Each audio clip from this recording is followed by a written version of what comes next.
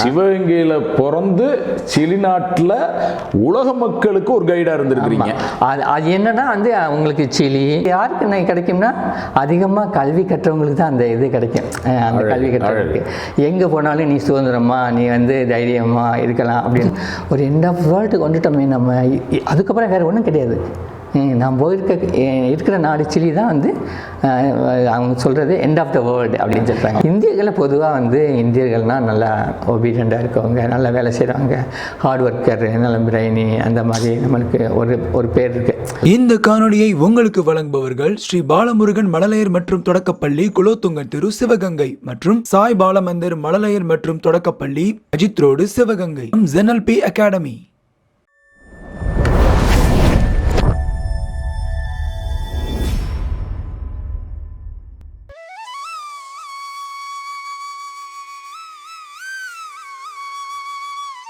Trending Sivaganga ஆளுமைகள் அறிவோம் நேயர்களுக்கு வணக்கங்கள்.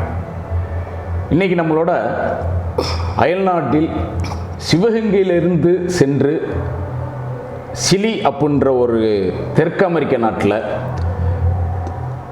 அங்கே இருக்கக்கூடிய மக்களுக்கு ஒரு ஆசிரியராக, உலகளாவிய ஒரு அறிவியலாளராக அறியப்பட்டு கொண்டிருக்கக்கூடிய திரு ஆர்வி மங்களராஜா அவர்களை தான் இன்றைய ஆளுமைகள் அறிவோம் நிகழ்ச்சியில் சந்திக்க இருக்கிறோம். வணக்கம் மங்கள்.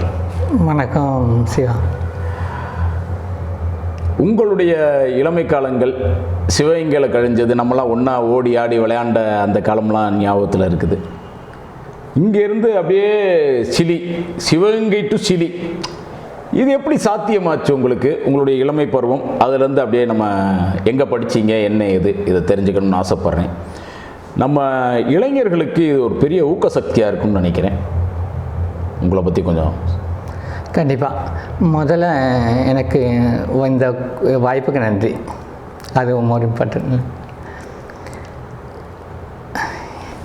வந்தாருக்கு உலகம் சுற்றி வந்தாச்சு.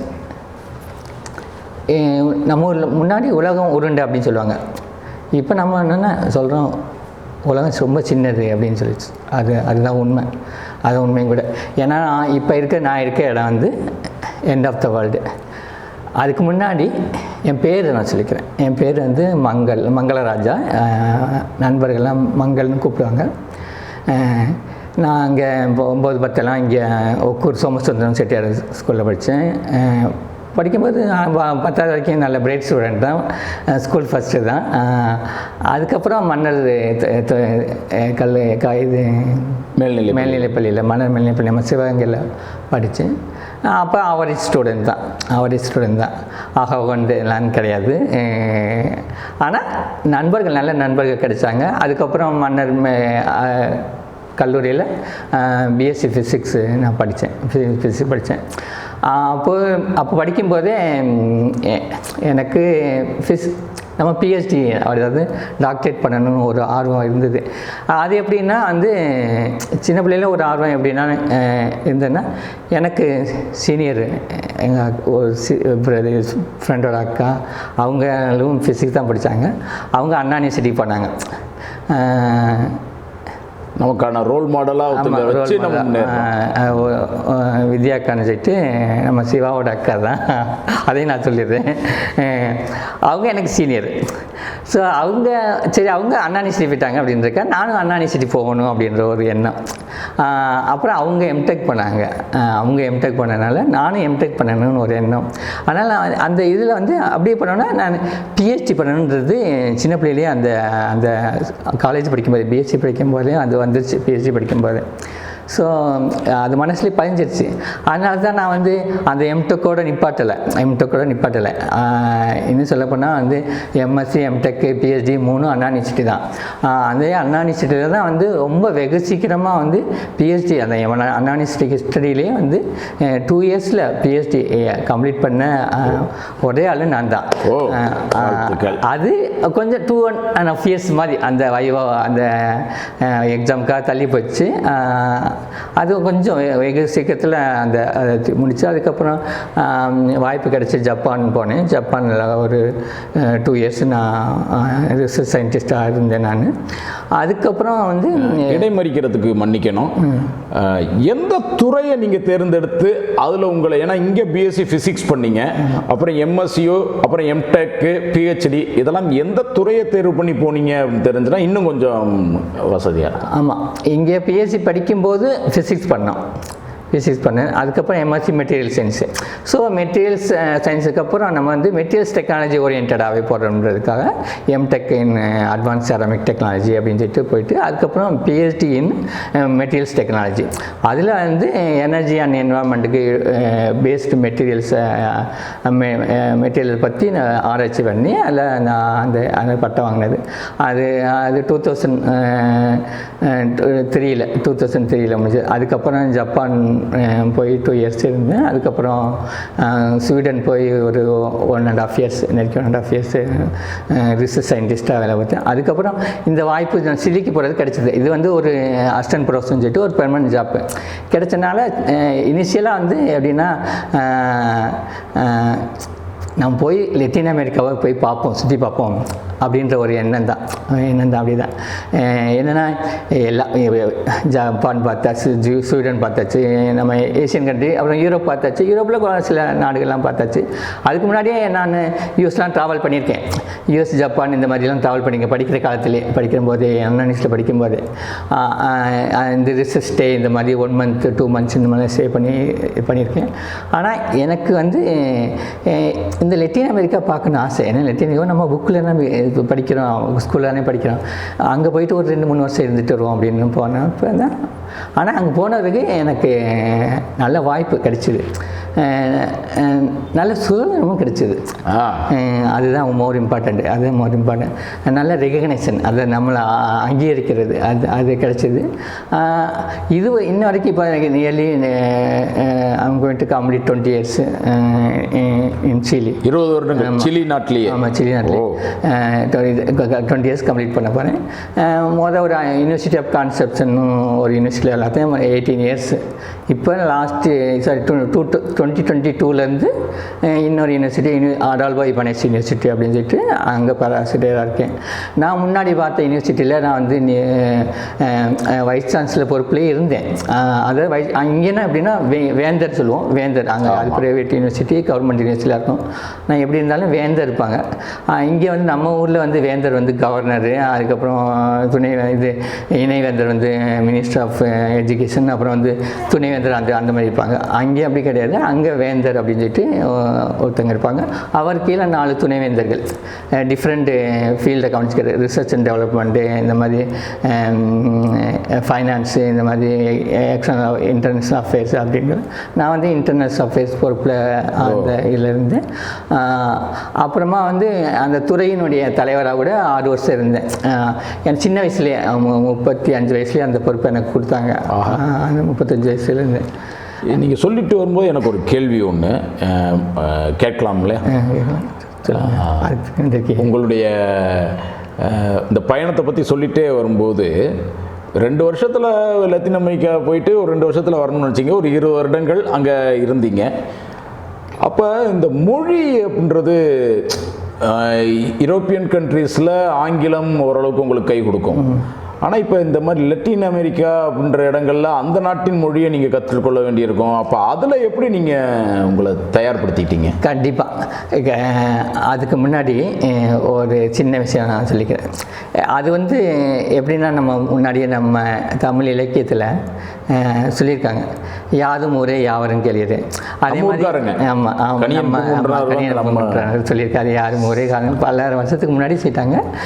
திருவள்ளுவரும் கல்வியை பற்றி அதுக்கு ஒரு அதிகாரமே எழுதி நிறைய அந்த குறள்லாம் இருக்குது. அது கல்வியினுடைய முக்கியத்துவத்தை சொல்லியிருக்காரு.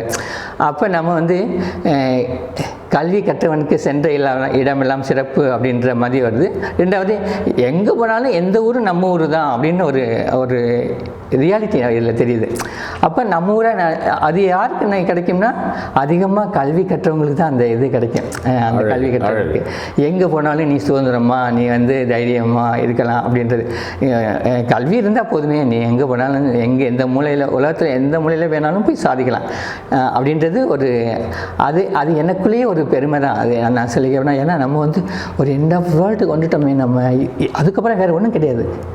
நான் இருக்கிற நாடு சிலி தான் வந்து அவங்க சொல்கிறது எண்ட் ஆஃப் த வேர்ல்டு அப்படின்னு சொல்கிறாங்க. அதாவது நான் புரிஞ்சுக்கிறது எப்படின்னா, மனிதர்கள் வாழும் நிலப்பரப்பில் அதுதான் கடைசி அப்படி வச்சுக்கலாமா? ஆமாம், அப்படி தான். அதே தான். அதுக்கப்புறம் கடல் தான். அதுக்கப்புறம் அங்கிட்டு வந்தால் நீங்கள் வந்து அட்லாண்டிக் இது ஆஸ்திரேலியா அங்கிட்டு இப்படி வந்துடுவீங்க. நம்ம இந்த ஏசியன் கண்ட்ரிஸ் வந்துடுவாங்க. நம்ம இது வந்து எண்ட் ஆஃப் த வேர்ல்டு. இந்த பக்கம் ஏன்னா வந்து உங்களுக்கு இப்போ நியூ இயர் ஆரம்பிக்குது அப்படின்னு சொல்லலாம். எங்கே ஆரம்பிக்குது அப்படி ஃபஸ்ட்டு ஆரம்பிச்சோன்னா உங்களுக்கு சொல்லுவோம் நியூசிலாந்து தான் ஃபஸ்ட்டு நியூ இயர் கொண்டாடுறாங்க. ஆஸ்திரேலியா அது கடைசியில் எங்கே சிலியில் தான் முடியுது. அது கடைசியில் அந்த சிலி சைடு தான் முடியும். So end of the world உங்களுக்கு. நம்ம வேணால் இந்தியானா இன் பிட்வீன் அந்த மாதிரி இருக்கிற நம்ம வச்சுக்கலாம். ஸோ அந்த நம்ம கல்வி இருக்கனால நம்மளுக்கு ஆப்பர்ச்சுனிட்டி கிடைக்கிது. ரெண்டாவது ஒரு இடத்துக்கு நம்ம வேலை பார்க்க போகும்போது நம்ம இப்போ ரோமுக்கு போனால் ரோமனா மாறினும் ஒரு பழமொழி இருக்கு இல்லையா? ஸோ அந்த இடத்துக்கு போனால் நம்ம மேக்ஸிமம் அந்த கல்ச்சர் நம்ம அடாப்ட் பண்ணுறோம். கல்ச்சர் அடாப்ட் பண்ணுற சென்ஸு நம்ம அந்த மொழிகளை அந்த மக்களை புரிஞ்சுக்கிட்டு அந்த மொழியில் கற்றுக்கிட்டு இப்போ அந்த மொழியிலேயே நான் பாடம் எடுக்கிறேன் யூனிவர்சிட்டியில். அந்த மொழியிலேயே நான் பாடம் எடுக்கிறேன். அந்த மொழியிலே பாடம் எடுக்கிறேன். அருமை. இப்போ நீங்கள் சொன்னீங்க இல்லையா, அந்த மொழியை புரிஞ்சுக்கிட்டு, அந்த மக்களை புரிஞ்சுக்கிட்டு, அந்த கலாச்சாரத்தை புரிஞ்சுக்கிட்டு அவங்க மொழியிலேயே நான் பாடம் எடுக்கிறேன் அப்படின்றது அவங்கள எந்த அளவுக்கு ஈர்க்கும் அப்படின்னு என்னால் புரிஞ்சுக்கிற முடியுது. இதையெல்லாம் தாண்டி நீங்கள் சில ஸ்ட்ரகிள், உங்களுக்கு சேலஞ்சஸ் வந்திருக்கும். நீங்கள் படிக்கும் காலத்துலேயும் வந்திருக்கலாம், நீங்கள் இப்போ மற்ற நாடுகளுக்கு பயணம் பண்ணும்போதும் கூட வந்திருக்கலாம். அப்போ அந்த சேலஞ்சஸ்லாம் எப்படி ஓவர் கம் பண்ணி வந்தீங்க? ஆமாம், கண்டிப்பாக எல்லாருக்குமே இருக்கும். அது எல்லாருக்குமே இருக்கும். இப்போ நான் சொன்ன மாதிரி நான் வந்து பல நாட்டில் வாழ்ந்திருக்கேன். அந்த மக்களை சந்திச்சிருக்கேன். அப்போ என்ன ஒரு இது என்னென்னா, ரெண்டு விதமாக புரிஞ்சுக்கிறேன். இது வேணால் வேலை வாய்ப்பு இருக்குது. ஒன்று வந்து படிச்சுட்டு ஒரு ப்ரொஃபஷனலாக போகிறது ஒன்று, இன்னொரு பக்கம் லேபராக போகிறது ஒன்று. லேபராக போகிறவங்களுக்கு ஒரு விதமான சேலஞ்சஸ் இருக்கும். இப்போ ஒரு ப்ரொஃபஷனலாக போகிறவங்களுக்கு ஒரு விதமான சேலஞ்சஸ் இருக்கும். மேபி லேபராக போகிறவங்க கொஞ்சம் அவங்க கஷ்டமான சூழ்நிலைகளுக்கெல்லாம் ஆளாகிற அதையும் நம்ம பார்த்துருக்கோம், கேட்டு தெரிஞ்சிருக்கோம். இப்போ நாடுகளுக்கு ட்ராவல் பண்ணிக்கிட்டே இருக்கிறேன், நான் எப்போவுமே பண்ணிக்கிட்டே இருக்கிறேன்.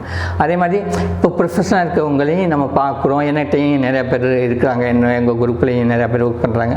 அதே மாதிரி இங்கேருந்து நிறையா இளைஞர்கள் நல்லா படித்தவங்களை நான் அங்கே கூட்டிகிட்டு போயிருக்கேன். அங்கே இன்னும் அவங்க பர்மனெண்ட் ஜாப் வாங்கி அங்கே செட்டில் ஆகி இருக்காங்க. அதனால் நிறையா நம்ம முக்கியமாக தமிழ்நாடு, கேரளா, இந்த மாதிரி ஆந்திரா, இந்த மாதிரி ஸ்பெஷலி சவுத் இண்டியன்ஸு அங்கே வந்து செஞ்சுருக்காங்க. இதில் என்ன நீங்கள் ஒரு இது இப்போ பார்க்கணும்னா, வெளிநாட்டில் போய் வேலை பார்க்குறவங்களுக்கு ரெண்டு விதமான ஃபீலிங்ஸ் இருக்கும். ஒன்று வந்து இந்த உணர்ச்சி பூர்வமான ஒரு இது இருக்கும். இன்னொன்று வந்து இந்த அது என்ன சொல்கிறது, மனநிலை சம்மந்தப்பட்ட சைக்காலஜிக்கல், அதாவது எமோஷனல் அண்ட் சைக்காலஜிக்கல் சேஞ்சஸ் கொஞ்சம் இருக்கும். அது எப்படின்னா வந்து குடும்பத்தை விட்டு பிரிஞ்சதுனால கூட வரலாம், என்விரான்மெண்ட் சேஞ்ச் ஆனதுக்குள்ளே வரலாம், அந்த மாதிரி வரலாம். அது வந்து உண்மையிலே வந்து எல்லாருக்கும் வரும். அது வந்து நீங்கள் வந்து லேபராக போனாலும் வரும், நீங்கள் வந்து ப்ரொஃபஷனலாக போனாலும் வரும். லேபராக போனவங்களுக்கு சில நெருக்கடிகள் கூட இருக்கலாம். அவங்களுக்கு ஃபினான்ஷியலாக அவங்க கொஞ்சம் வீக்காக இருக்கலாம். மேபி ப்ரொஃபஷனலாக போனவங்க கொஞ்சம் கம்ஃபர்ட், அந்த ஃபினான்ஷியலாக கொஞ்சம் கம்ஃபர்ட்டாக இருக்கலாம். ஆனால் இந்த ஊரை விட்டுட்டு போகிறது எமோஷனலாக இருக்குதுன்னா உங்களுக்கு ஒரு உணர்ச்சி என்னென்னா, நம்ம வீட்டை இப்போ பெரும்பாலானவங்க என்ன வீடு ஃபேமிலியை கூட்டு போவாங்க. ப்ரொஃபஷனலாக இருந்தால் நல்ல ஒரு ஜாப் கிடச்சிருந்தா நல்லா படித்தவங்கன்னா ஃபேமிலியை கூட்டு போவாங்க. இப்போ லேபர்ஸ் அந்த போகிறவங்க வந்து ஃபேமிலியெல்லாம் அவ்வளவு அதிகமாக கூட்டு போகிறது கிடையாது. அவங்களுக்கு வீட்டை விட்டு பிரிஞ்சிருக்கணும் அந்த மாதிரி. இப்போ நான் அந்த மாதிரி ப்ரொஃபஷனலாக போகிறவங்களும் இருப்பாங்க. அது வந்து ஒரு உணர்வுபூர்வமான ஒரு அவங்கள அஃபெக்ட் பண்ணிடும். கொஞ்சம் அவங்களுக்கு என்னென்னா அவங்களுக்கு விலகி இருக்கிறோம் இருக்கணும், அவங்கள பற்றின நினைவுகள் எப்போது இருந்துக்கிட்டு இருக்கோம். அந்த மாதிரி அதை பேலன்ஸ் பண்ணணும். அதை நம்ம வந்து பேலன்ஸ் பண்ணி அது எப்படி பண்ணுறீங்க? அதை பேலன்ஸ் பண்ணி நம்ம வந்து முன்ன மாதிரி இப்போ நான் போனப்போ வந்துலாம் அந்த இப்போ வாட்ஸ்அப் இருக்க மாதிரி வாட்ஸ்அப்பு, இப்போ நம்ம டவக்குன்னு வீடியோ கால் பேசுகிறோம், அந்த மாதிரிலாம் கிடையாது. அப்போல்லாம் வந்து நம்ம டெலிஃபோனில் தான் பேசிகிட்டு இருக்கணும் நான் போனப்போலாம். அப்போ ஆனால் இப்போ வந்து மாறிடுச்சு. அது வந்து டெக்னாலஜி க்ரோத்து. அதனால் நான் போனப்போ ரொம்ப ஃபீல் பண்ணேன். அது ரொம்ப ஃபீல் பண்ண நம்ம இப்போ ஃபேமிலி. நான் அப்போ எனக்கு மேரேஜ் ஆகலை, இப்போ மேரேஜ் ஆகிடுச்சு. என் அப்பா மேரேஜ் ஆனப்போ அம்மா அப்பா ஃபேமிலியை விட்டுட்டு போகிறோம், எல்லாமே இங்கே விட்டுட்டு. அதனால் நம்மளுக்கு அந்த எய்ம் இருக்கு இல்லையா, நம்ம போய் வெளியில் போய் சாதிக்கணும். ஏன்னா நம்ம நாட்டில் இப்போ வந்து காம்படிட்டிவ் வேர்ல்டு ஒரு இது சுச்சுவேஷனில் நம்ம இப்போ இருக்கிறோம். எல்லாருக்கும் வேலை கிடைச்சிடாதுல்ல, எல்லா சமயத்தில் எல்லாம். நமக்கு வெளிநாட்டில் வேலை கிடைச்சா அதை யூட்டிலைஸ் பண்ணிக்கணும். ஆஃபர் கிடைச்சா அதை யூட்டிலைஸ் பண்ணிக்கணுன்றதுக்காக நம்ம வெளிநாடு போகிறோம். அது நம்மளுக்கு ஃபைனான்சியலாகவே நம்மளை ஒரு பாதுகாக்குது. ரெண்டாவது நம்மளுக்கு ரெகக்னேஷன் கிடைக்குது இல்லை, அது கிடைக்குது, அதை யூட்டிலைஸ் பண்ணிக்கணும் ப்ராப்பராக. நீங்கள் சொல்லும்போது அந்த ஒரு விஷயம் சொன்னீங்க, யூட்டிலைசிங் த ஆப்பர்ச்சுனிட்டி. வாய்ப்புகள் கிடைக்கும்போது அதை தவற விட்டுறக்கூடாது அப்படின்றது. நீங்கள் கிடைச்ச வாய்ப்புகளை ஃபுல்லாகவே கரெக்டாக உபயோகப்படுத்தியிருக்கிறீங்களா, இல்லை நீங்கள் தவற விட்ட இடங்கள்னு ஏதாவது இருக்குதா? அப்படி தவற விட்ட இடங்கள் இருந்தால் அதை எப்படி நீங்கள் திருப்பி அதை மீறி மறுபடியும் அந்த வாய்ப்பை பற்றிங்க? என்னை பொறுத்தவரையும் நான் கிடைச்ச வாய்ப்பை யூட்டிலைஸ் பண்ணிக்கிட்டதாக தான் நான் ஃபீல் பண்ணுறேன். மேபி இனி ரொம்ப நாள் வெளிநாட்டிலே இருந்துட்டோம், இனி இந்தியா திரும்பணுன்ற ஆசை எல்லாருக்கும் வரும். இப்போ ஜென்ரலாக எப்படின்னு சொன்னீங்கன்னா, ஒரு இப்போ 100% இந்தியாவிலேருந்து 100% போகிறவங்க எல்லாருமே தாய்நாட்டுக்கு திரும்பணும்னு நினைக்க மாட்டாங்க. ஆனால் ஒரு 80%, 75 to 80% இந்தியாவுக்கு திரும்பணும், இந்தியாவுக்கு செட்டில் ஆகணும் தான் எல்லோரும் விரும்புவாங்க.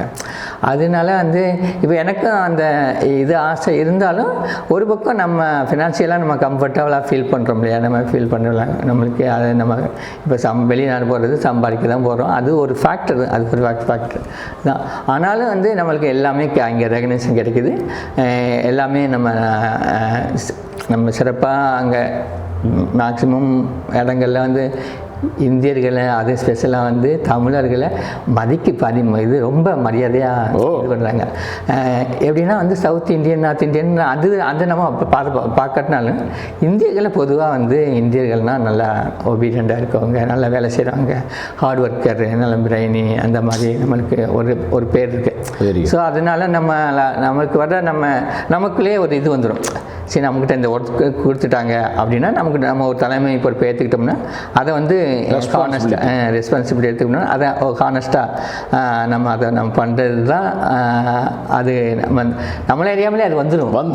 அதுதான் வந்துடும். ஏன்னா நம்மக்கிட்ட ஒரு நம்பி நம்மக்கிட்ட இப்போ எனக்கு தெரிஞ்சு நான் ஃபஸ்ட்டு லத்தீன் அமெரிக்காவில் போய் ஒரு பெரிய பொசிஷன் இருந்த ஒரு இந்தியன்னா நான் தான் நினைக்கிறேன். எனக்கு தெரிஞ்சு நான் தான் நினைக்கிறேன்.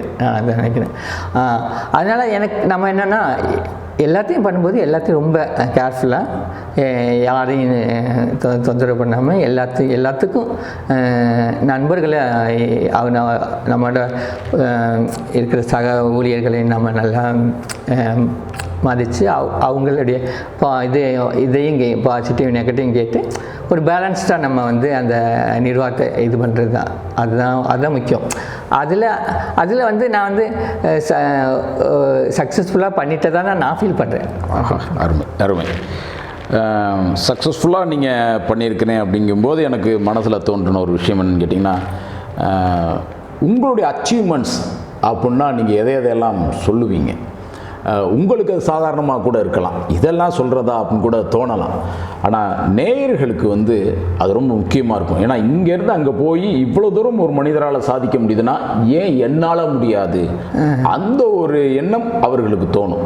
அதனால் நீங்கள் என்னென்னலாம் இது வரைக்கும் சாதிச்சிருக்கிறீங்க அப்படின்றதையும். முக்கியமாக சொல்லணும்னா நம்ம வந்து ஸ்பெஷலாக இம்பார்ட்டண்ட்டாக பார்க்குறது ஹியூமன்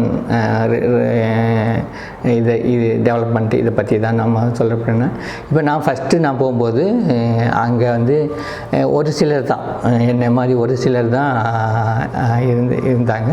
அது தமிழர்கள் ரொம்ப கம்மி, ரொம்ப ஒரு சிலர் தான். நான் சொல்ல மாதிரி இந்தியன்ஸே ரொம்ப கம்மி, அதில் தமிழர்கள் ரொம்ப கம்மி. ஆனால் நான் வந்து நாங்கள் போனப்போ என்னென்னா ஒன்று புரிஞ்சுக்கிட்டேன்.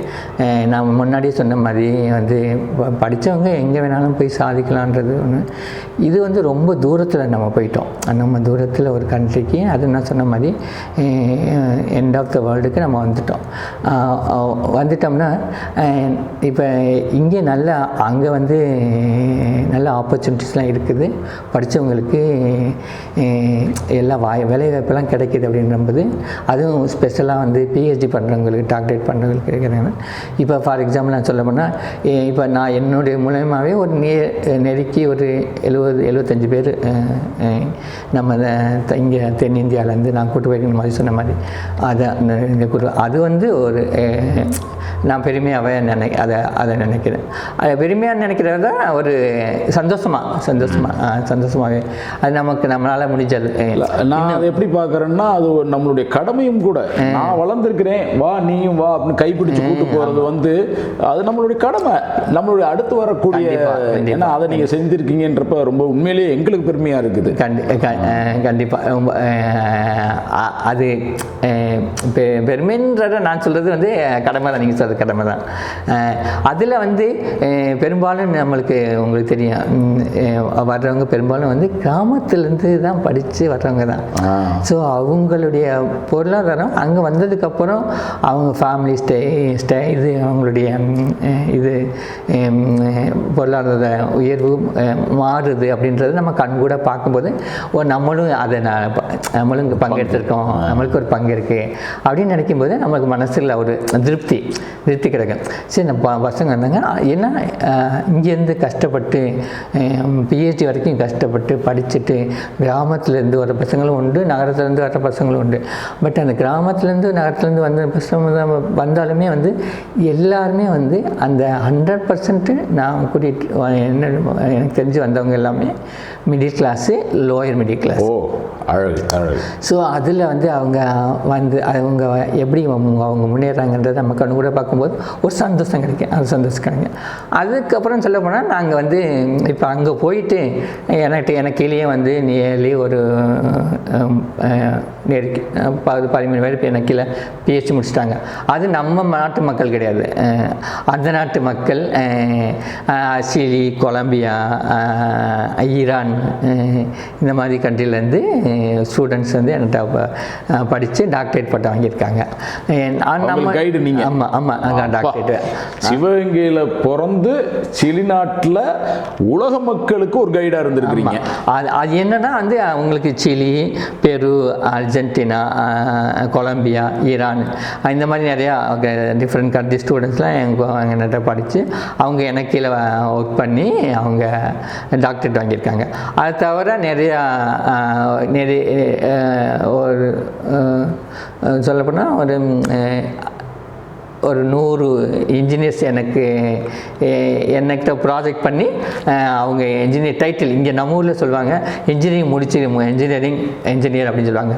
ஆனால் அங்கே வந்து ஒரு வித்தியாசமான ஒரு கல்வி முறை அப்படின்னா ஒரு 5.5 வருஷம் அங்கே வந்து காலேஜ், அந்த இன்ஜினியரிங்கிறது 5.5 வருஷம் வரும். அந்த 5.5 வருஷம், அந்த 5.5 வருஷத்தில் அந்த அரை வருஷம் இருக்குல்லைங்க, அது கம்ப்ளீட்டாக மேக்ஸிமம் அதுக்கு நியர்லி ஒரு 1 இயர் அவங்க எடுத்துக்கிறாங்க. அது ஒரு ப்ராஜெக்ட் மாதிரி முடித்து அவங்க சப்மிட் பண்ணி, டிசர்டேஷன் சப்மிட் பண்ணி, தீசிஸ் மாதிரி சப்மிட் பண்ணி அவங்க அதையும் அவங்க அட்டன் பண்ணி, அதாவது அண்டர் கிராஜுவேட்க்கு நான் சொல்கிறேன், ஒரு வித்தியாசமான கல்வி முறை இருக்குது. அது அவங்க டைட்டில், இன்ஜினியர் டைட்டில் அப்படின்றத வாங்குவாங்க. அது இன்ஜினியர் பட்டம் அப்படின்றத. அதாவது நான் புரிஞ்சுக்கிறேன் அப்படின்னா வெறும் படிப்போடு மட்டும் இல்லாமல் ஒரு வருடம் அவங்க அதை ப்ராக்டிக்கலாகவும் அப்ளை பண்ணி அதில் அவங்க தேர்வு பண்ணி அதுதான் அப்புறம் தான் அவங்களுக்கு அதை கொடுப்பாங்க. அது ஒரு வித்தியாசமாக இருக்கும்னு வச்சுங்களேன். அது நம்ம மாஸ்டர் டிகிரியோட கலந்த மாதிரி இருக்கும் நம்ம நினைக்கும் போது. ஆனால் அந்த மாதிரி பிஇ ஸ்டூடெண்ட்டு என்கிட்ட நெருக்கி ஒரு 100 ஸ்டூடெண்ட்ஸ் 100 ஸ்டூடெண்ட்ஸு ஒர்க் பண்ணியிருக்காங்க. அது அந்த நாள் ஸ்டூடெண்ட்டு. இது வந்து நீங்கள் சொல்கிறது உங்களுடைய மாணவர்களாக நீங்கள் பார்த்தது, அவங்களுக்கு நீங்கள் பண்ண சப்போர்ட்டு அதை சொல்லியிருக்கீங்க. உங்களுடைய துறை சார்பாக நீங்கள் ஏதாவது வேறு ஏதாவது, ஏன்னா நீங்கள் இருக்கும் துறை பார்த்தோம்னா இன்றைக்கி வந்து என்விரான்மெண்ட்டு அண்டு எனர்ஜி இது சம்மந்தப்பட்ட துறையில் இருக்கிறீங்க. அப்படிங்கும்போது ஒரு எப்படி கேட்கலாம், இதை தாண்டி இந்த வெறும் டீச்சிங் ப்ரொஃபஷனை தாண்டி நீங்கள் பெற்றிருக்கக்கூடிய அவார்ட்ஸ் ரிவார்ட்ஸ். ஆமாம் அதை எப்படி சொல்ல முடியும்னா ரிசர்ச் அண்ட் டெவலப்மெண்ட், அது ஆராய்ச்சி அண்ட் அதனுடைய மேம்பாடு, அதை பற்றி நம்ம சொல்லணும். அது ரொம்ப முக்கியம். ஏன்னா வந்து நம்ம படித்தா மட்டும் போதாது, நம்ம அந்த ஆராய்ச்சியை பண்ணால் மட்டும் போதாது, அந்த ஆராய்ச்சியை வந்து எவ்வளோ தூரம் வந்து நம்ம இது பொதுமக்களுக்கு யூஸ் பண்ணுற மாதிரி கொடுக்குறோன்றது தான் முக்கியம். ஸோ டெக்னாலஜி ட்ரான்ஸ்ஃபர்னு சொல்லுவாங்க. அதாவது பேட்டன்ட், நம்ம ஊரில் பேட்டன்ட் இந்த மாதிரி சொல்கிறோம்ல, அந்த மாதிரி ஒரு இது அப்படின்னா அந்த இப்போ நாங்கள் எனர்ஜியில் வந்து என்ன ஒர்க் பண்ணியிருக்கோம், அதை நம்ம எப்படி அந்த எனர்ஜியை ரிசர்ச்சை வந்து எப்படி நம்ம சொசைட்டி கொடுத்துருக்கோம், அதே மாதிரி என்வரான்மெண்ட் என்ன ரிசர்ச் பண்ணியிருக்கோம், அதை எப்படி இது வந்து ரொம்ப இம்பார்ட்டண்ட். ஏன்னா வந்து அங்கேயும் மாதிரி நம்ம ஊர் மாதிரி வந்து எப்படின்னா அவங்க வந்து இந்த அடிப்படை ஆராய்ச்சிக்கு மட்டும் முக்கியத்துவம் கொடுக்குறது கிடையாது, அதாவது தொழில் சார்ந்த ஆராய்ச்சிக்கும் ரொம்ப முக்கியத்துவம் கொடுக்குறேன். அதான் நான் சொன்னேன் டெக்னாலஜி டெவலப்மெண்ட்டுன்றது. அதுலேயும் நாங்கள் பேட்டர்ன்லாம் ஃபைல் பண்ணி எங்கள் குரூப்லேருந்து இப்போ நாங்கள் பேட்டர்ன் பண்ணி அது எனர்ஜி அது ஆற்றல் துறையிலையும் சுற்றுச்சூழல், ஃபார் எக்ஸாம்பிள் சுற்றுச்சூழல் சொன்னோம்னா இப்போ உங்களுக்கு சுத்தமான தண்ணீர் எப்படி கிடைக்கிறதுக்கு என்ன பண்ணணும் அப்படின்றது ஒரு ஆராய்ச்சி, அதுக்கு நாங்கள் ஒரு பேட்டர்ன் வாங்கியிருக்கோம். அதே மாதிரி எனர்ஜியில் வந்து நியூ எனர்ஜி டெவலப்மெண்ட்டு, அதாவது கெமிக்கல் எனர்ஜி யூஸ் பண்ணி எப்படி எலக்ட்ரிக்கல் எனர்ஜி ஜென்ரேட் பண்ணணும், அதுக்கு ஒரு பேட்டர்ன் வாங்கியிருக்கோம். அதிலே ஒரு பேட்டர்ன் வாங்கியிருக்கோம். அதை தவிர நம்ம பேசிக் ரிசர்ச்லேயும் இந்த மாதிரி ஆராய்ச்சி கட்டுரைகள் இந்த மாதிரி நிறைய இப்போ நான் எனக்கிட்டே ஒரு 300க்கு மேலே ஆராய்ச்சி கட்டுரைகள்லாம் வெளியே வந்திருக்கு. 300க்கு மேலே வெளியே வந்திருக்கு. 300க்கு மேலே ஆராய்ச்சி கட்டுரைகள் வந்திருக்கு. பேட்டன்ட் வந்து ஒரு 5 பேட்டன்ட் அது டெக்னாலஜி டெவலப்மெண்ட் 5 பேட்டன்ட் வந்திருக்கு. அதில் வந்து இப்போ நாங்கள் இப்போ நம்ம அச்சீவ் பண்ண சொல்லப்போனால் இந்த 300 ஆராய்ச்சி கட்டுரைகள், இந்த பேட்டன்ட்டு, அதே மாதிரி நம்ம நிறைய இந்த ஆராய்ச்சிக்கான ஒரு நம்ம ஃபண்டு ஜென்ரேட் பண்ணுறோம். நிறைய ப்ராஜெக்ட்டு, அதில் வந்து நியர்லி 50 ப்ராஜெக்ட்டு வாங்கி அதில் ஒர்க் பண்ணியிருக்கோம். அதே மீறி இப்போ இந்த டாப் 2% சயின்டிஸ்ட்னு உங்களுக்கு ஸ்டான்ஃபோர்ட் யூனிவர்சிட்டிலேருந்து போடுவாங்க. ஸோ அந்த டாப் 2 சயின்டிஸ்ட்லேயே நான் என்னுடைய பேர் டாப் 2%. ஆமாம், டாப் 2% இந்த வேர்ல்டு. அந்த டாப் 2%னா அதில் நம்மளும் இருக்கிறோம். அது பெருமை தான். இப்போ மறுபடியும் நான் அதில் தான் வர்றேன். சிவகங்கையிலேருந்து ஆரம்பித்து சிலியில் போய் உலகளவில் 2 பேரில் ஒருவராக அப்படின்னு வரும் பொழுது 2%. ஓகே, 2%ல் நாமளும் ஒருவராக இருக்கிறோம். அப்படிங்கும்போது அது எப்படி நீங்கள் உணர்றீங்க? How do you feel? அதாவது ஒரு எப்படிங்கன்னா சந்தோஷம்தான்.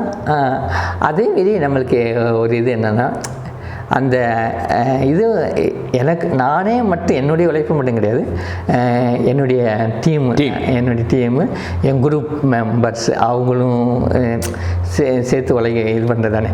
ஸோ நிறைய ஒரு குரூப் ஆஃப் மெம்பர்ஸ் வருவாங்க, அப்புறம் வருவாங்க. ஸோ ஆனால் அந்த குரூப்பை நம்ம மெயின்டைன் பண்ணிகிட்டே இருக்கோம். அந்த ஆராய்ச்சி குழுவை நம்ம மெயின்டைன் பண்ணிகிட்டே இருக்கோம். அந்த குரூப்பை மெயின்டைன் பண்ணிகிட்டே இருக்கோம். அதில் வந்து நிறையா பேருக்கு இந்தியன்ஸு ஒவ்வொரு கண்ட்ரி மக்களுக்கு நம்ம வாய்ப்பு கொடுக்குறோம். யார் வர்றாங்களோ வாய்ப்பு. எனக்கு ரொம்ப இங்கேருந்து இந்தியாவிலேருந்து நிறையா பிஹெச்டி முடிச்சுட்டு டாக்டரேட் முடிச்சுட்டு வந்தவங்களும் நான் வாய்ப்பு கொடுக்குறோம்னு சொல்ல முடியாது. ஆனால் ஆராய்ச்சி பண்ணுறதுக்கும் வாய்ப்பு கொடுக்கணும்னு ஆசை தான். ஆனால் இங்கேருந்து அது ரொம்ப தூரம் இல்லையா, இங்கேருந்து கூட்டிகிட்டு போகிறது ரொம்ப தூரம் இல்லையா, அவங்கள அழைச்சிட்டு கூட்டிகிட்டு போகிறது ரொம்ப தூரம். ஆனால் இப்போ அது ரொம்ப சாத்தியம்னு நினைக்கிறேன். முன்னாடி நம்ம அது கொஞ்சம் அதுக்கு கவனம் செலுத்தலை. ஏன்னா இங்கேருந்து டாக்டர் பண்ணுறதுக்கு அந்த ஆராய்ச்சி பண்ணுற மாணவர் ஒருவேளை இந்த இன்டர்வியூக்கு அப்புறமேட்டு அதற்கான வாய்ப்புகள் சாத்தியக்கூறுகள் ஆரம்பமாக இருக்கலாம். ஏன்னா இப்போதைக்கு என்னென்னா நான் சொன்ன மாதிரி தான், இப்போ வந்து யங் ஜென்ரேஷனை பார்க்கும்போது அவங்க வந்து உண்மையிலே திறமைசாலியாக இருக்காங்க, ரெண்டாவது தைரியசாலியாக இருக்காங்க. நம்ம இந்த மாதிரியே நம்ம அந்த சூழ்நிலை இல்லை. இப்போ வந்து உங்களுக்கு தான் எல்லாமே கம்யூனிகேஷன் எல்லாம் ராபிட் ஆயிடுச்சு. இப்போ தான் வாட்ஸ்அப்லேயே மேரேஜ் நடக்குது, எல்லாம் நடக்குது. அதுவும் இப்போ அதனால் வீட்டில் ஃபேமிலி அவங்க விட்டு பிரியறதுக்கெல்லாம் இப்போ நம்ம இப்போ இருக்க யங்ஸ்டர்ஸ் வந்து நல்லா துணிச்சலாக இருக்காங்க. அதனால வந்து இப்போ கூப்பிட்டு போகலாம், இப்போ அழைக்கலாம் அவங்கள. அது வந்து அந்த எண்ணம் இருக்குது, எண்ணம் இருக்குது. அதுக்கான முயற்சி நடந்திருக்கு. இப்போ கொஞ்சம் வந்து வந்துக்கிட்டு இருக்காங்க, இப்போ கொஞ்சம் வந்துக்கிட்டு இருக்காங்க. அருமை. இப்போ இந்த இளைஞர்கள் இன்றைக்கி வந்து நிறையா வந்து ஒரு சமூக பார்வை அப்படின்னு நம்ம சொல்லணும். இப்போ நீங்கள் வந்து இந்த என்விரான்மெண்ட்டுன்னு பேசும்போது எனக்கு வந்து நான் படித்த யானை டாக்டர்னு ஒரு புத்தகம், அதில் வந்து திரு ஜெயமோகன் அவர்கள் எழுதினது. ரொம்ப சாதாரண விஷயம், காட்டில் போய் மது குடிச்சுவிட்டு அந்த பாட்டிலை தூக்கி போட்டு வர்றதுனால ஒரு யானை எவ்வளோ தூரம் பாதிப்படைஞ்சு அது இறந்தே போகுது அப்படின்றத ரொம்ப அழகாக அவர் உணர்வோடு அதை சொல்லியிருக்கார். படித்ததற்கு பிறகு எனக்கு மனதளவில் எனக்கு அது பாதிப்பை ஏற்படுத்தின ஒரு புத்தகம். நான் பார்க்குற குழந்தைங்களுக்கெல்லாம் நான் அதை கொஞ்சம் ப்ரெசன்ட் பண்ணுவேன். ஒரு சமூக ஆர்வலராக ஒரு சுற்றுச்சூழலில் இருக்கக்கூடிய ஆர்வத்தில் நீங்கள் என்ன பண்ணணும், அடுத்து உங்களுடைய ஸ்டெப் எதை நோக்கி இருக்கணும்னு நீங்கள் எதுவும் பிளான் பண்ணியிருக்கீங்களா? இது வந்து ரொம்ப ரொம்ப ரொம்ப முக்கியமான ஒரு கேள்வின்னு நினைக்கிறேன். நமக்கு இப்போ வந்து இப்போ ரீசன்ட் நம்ம சமீபமாக நம்ம தமிழ்நாட்டிலையும் இந்தியாவும் மட்டும் இல்லை உலகத்துலேயும் இந்த என்விரான்மெண்டல் சேஞ்சஸ் கால சூழ்நிலை மாற்றங்களுடைய அந்த வினைகளை நம்ம உணர்ந்துக்கிட்டு இருக்கோம். இப்போ நிறைய மழை பெய்யுது, நிறைய தண்ணி வருது, திடீர்னு மழை வந்து அதிகமாக பெய்யுது, அதிக வெயில் வருது. இது எல்லாம் நம்ம கண்கூட பார்க்குறோம். இப்போ நம்ம சின்ன பிள்ளைகள் எப்படி இருந்தோம் அப்படின்றதுக்கு இப்போ எப்படி இருக்குன்றதுக்கு நீங்கள் எத்தனை டிகிரி அந்த டெம்பரேச்சர் வந்து இது சம்மரில் வந்து அதிகமாக இருக்குதுன்றது, மழை எப்படி திடீர்னு அதிகமாக பெய்யுது, வெள்ளம் வருது. அதை இவ்வளோ டெக்னாலஜி இவ்வளோ இது வளர்ந்து நம்மளால் அதை கண்ட்ரோல் பண்ண முடியல. மேபி அதை ப்ரெடிக்ட் பண்ணி சொல்லலாம். ஆனால் பட் அதை நம்ம கண்ட்ரோல் பண்ண முடியாது, நம்மளால் கண்ட்ரோல் பண்ண முடியாது. பட் அதுக்கான ஒரு இது நம்ம ப்ரிகாஷன் நம்ம எடுத்துக்கலாம். ஃபார் எக்ஸாம்பிள் இப்போ நீங்கள் சொன்னீங்க அந்த சின்ன வாட்ரு பிளாஸ்டிக் பாட்டில் போட்டனால ஒரு யானை எப்படி அஃபெக்ட். பிளாஸ்டிக் பாட்டில்ன்றதை விட அந்த மதுவை குடிச்சிட்டு அந்த பியர் பாட்டில் அதை போடும்போது அது காலில் போய் யானைக்கு ஏறிடுச்சுன்னா அதோட அந்த யானை இறந்துரும். ஆமாம், அது குணப்படுத்தவே முடியாது அப்படின்னு.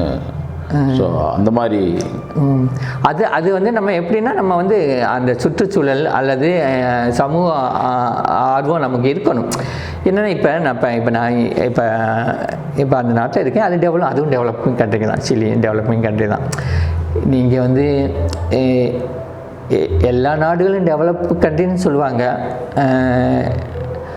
ஆனால் என்னையை பொறுத்தவரை எல்லாமே டெவலப்பிங் கண்ட்ரி தான், எல்லாமே டெவலப்பிங் கண்ட்ரி தான்.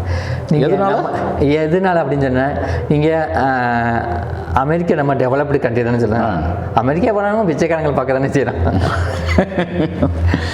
அமெரிக்கா போனாலும் பிச்சைக்காரங்க பார்க்கலாம்.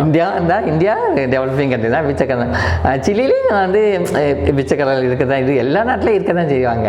நீங்கள் வந்து யூரோப்பில் போனாலும் அங்கே பிச்சைக்காரங்க இருக்க தான் செய்யணும். அப்போ என்ன அது டெவலப் கண்ட்ரி டெவலப் பண்ணி மேபி அவங்க சொல்கிறது வந்து டெக்னாலஜி வைஸாக டெவலப் வச்சுக்கலாம். டெக்னாலஜிலாம் மேபி அவங்க டெவலப்டு அந்த மாதிரி அதை சொல்கிறாங்க. பட் அதை நான் எப்போதுமே நான் ஒத்துக்கிற கிடையாது. டெவலப்டு கண்ட்ரினா எல்லாத்துக்கும் எல்லாமே கிடைக்கணும், எல்லாத்துக்கும் எல்லாம் நிறைவாக இருக்கணுன்றது தான் டெவலப். பட் நம்ம பெரிய ஆர்மி வச்சுருக்கோம், பெரிய இது படைகள் வச்சுருக்கோம், நாங்கள் நிறையா டெக்னாலஜி வச்சுருக்கோம். ஆனால் அப்படி வச்சுருக்கோம் பிச்சைக்காரன் இருக்கான் அப்படின்னா அதில் என்ன இது என்ன? அதே மீறி இப்போ நம்ம சமூக இது ரெஸ்பான்சிபிலிட்டி இருக்கணும்ல சமூகத்தில். இப்போ ஒரு குப்பையை போடுறதோ, ஒரு பாட்டிலு நீ இங்கே பிளாஸ்டிக் பாட்டிலு இப்போ போட்டு தண்ணி குடிச்சிட்டு நீ அதில் கீழே போடுறதோ, அது வந்து இப்போ பெரும்பாலும் இப்போ நான் இருக்கிற நாட்டில் என்ன வச்சுக்கோங்க, சின்ன பிள்ளைங்களுக்கு கூட அதை சொல்லிக் கொடுப்பாங்க. ஸ்கூலில் டிஷ்யூ வச்சுட்டு அதுங்க அவங்க வாய் மூக்கை தொடச்சிட்டாங்கன்னா அந்த பைக்கில் வச்சுக்கிறாங்க. அதே மாதிரி அவங்க தண்ணி குடிச்சிக்கிறாங்கன்னா அந்த தண்ணி பாட்டில் எங்கே இடத்துல அந்த இடத்துல போடணுமோ அந்த இடத்துலலாம் போடுவாங்க. ஸோ அதை வந்து இப்போ நம்ம நாட்டிலையும் கடைப்பிடிச்சிட்டா அது இன்னும் நல்லாயிருக்கும். ஏன்னா வந்து அதிகமான மக்கள் தொகை உள்ள நாடுகள்னு கேட்டால் இந்தியா, சீனா, அதுதான். அது இப்போ இந்தியாவை சீனாவை நம்ம முந்தியாச்சு. அது இன்னும் அஃபிஷியலாக அதை வேணால் ஒழுங்காக அதை அவங்க முழுமதியாக சொல்லலை. ஏன்னா வந்து இன்னும் ஜென்ஸ் அந்த கணக்கு சரியாக எடுத்தால் அதிகமாகவே இருக்கும். நம்ம கணக்கை விட அதிகமாகவே இருக்கும். 140 கோடியை தாண்டி அதிகம் 150 கோடியை தாண்டியே கூட இருக்கலாம் அப்படின்றது என்னுடைய கணிப்பு. அதுதான் உண்மையும் கூட. அதனால் நம்ம இது மக்கள் தொகை கணக்கு எடுத்தாலும் தெரியும். ஏன்னா சைனாவில் வந்து அவங்க கண்ட்ரோல் பண்ணிட்டு அவங்களும் ஓரளவு இது. ஆனால் இண்டஸ்ட்ரியல் டெவலப்மெண்ட்டுன்னு இருக்கு இல்லையா, அது எப்போதுமே அவாய்ட் பண்ண முடியாது. அதனால வர பொல்யூஷனை வந்து கொஞ்சம் கண்ட்ரோல் பண்ணுறது கஷ்டம்தான். ஏன்னா நம்மளை மாதிரி டெவலப்பிங் கண்ட்ரிஸ், இந்தியா, சைனா மாதிரி சைனா வந்து டெவலப்பிங் கண்ட்ரீஸில் நம்ம சொன்ன மாதிரி சைனா, அமெரிக்கா ஆல்மோஸ்ட் அவங்க ஒரு ஸ்டேட்டில் தான் இருக்காங்க, ஒரு ஸ்டேட்டில் இருக்காங்க, நல்ல இதாக இருக்காங்க. இந்தியா டெவலப்பிங் கண்ட்ரிஸ் நம்ம வந்து நம்மளால் அவாய்ட் பண்ண முடியாது. ஆனால் குறைந்தபட்சம் இந்த மாதிரி இந்த சமூக பொறுப்புணர்வு ஒவ்வொருத்தர் இண்டிவிஜுவலுக்கும் வேணும். இண்டஸ்ட்ரியிலேருந்து வெளிவர மாசுக்காற்று வேறு, மாசுக்காற்று அஃபெக்ட் பண்ணுறது ஒரு பக்கம்.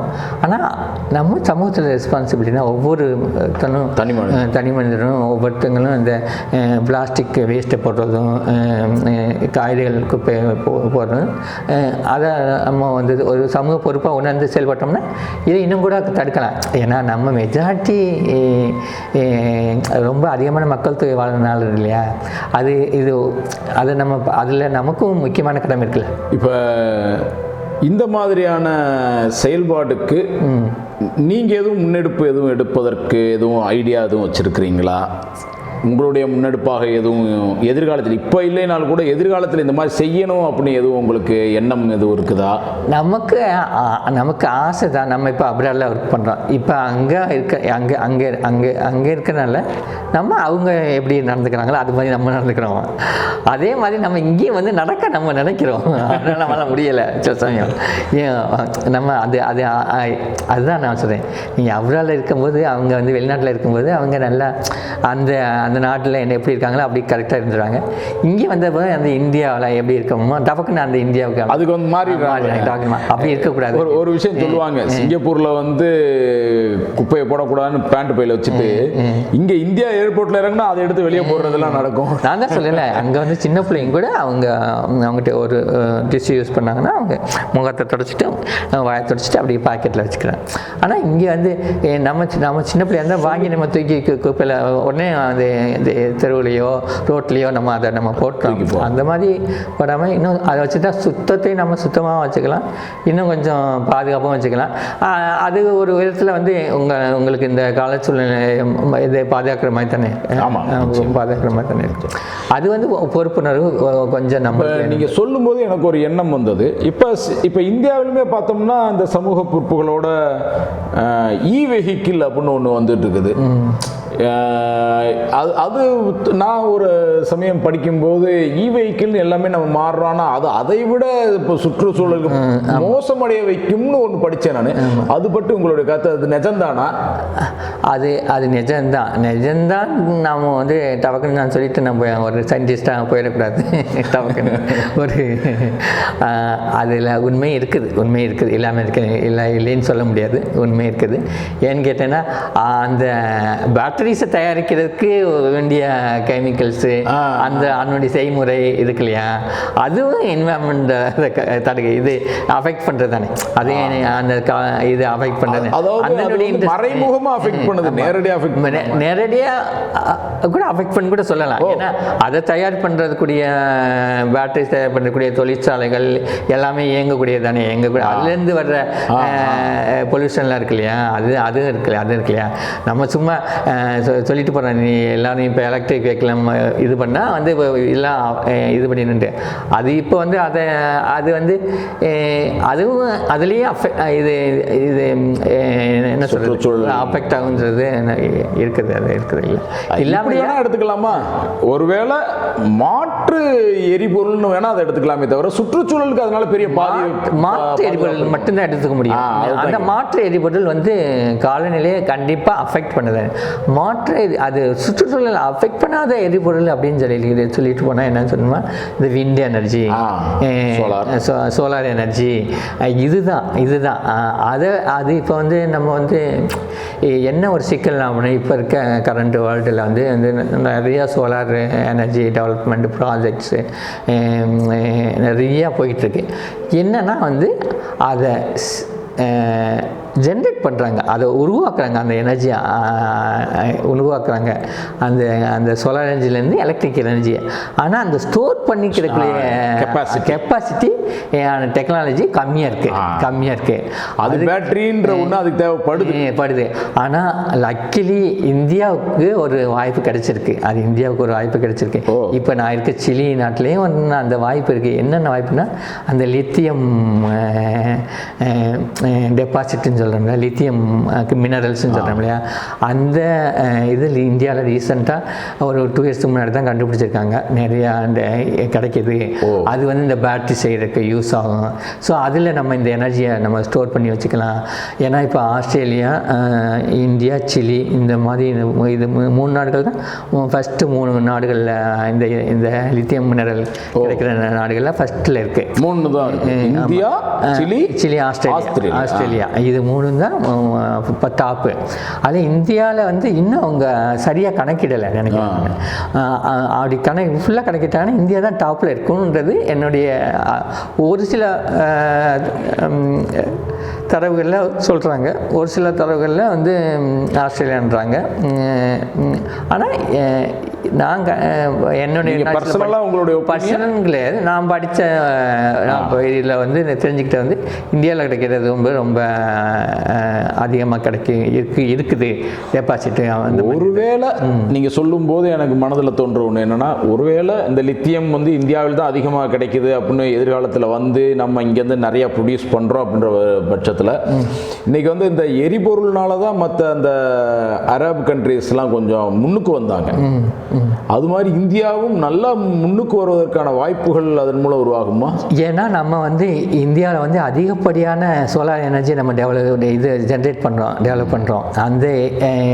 அந்த சோலார் எனர்ஜியை ஸ்டோர் பண்ணிக்க ஒரு டெக்னாலஜி நமக்கு ஈஸியாக கிடைக்கும்.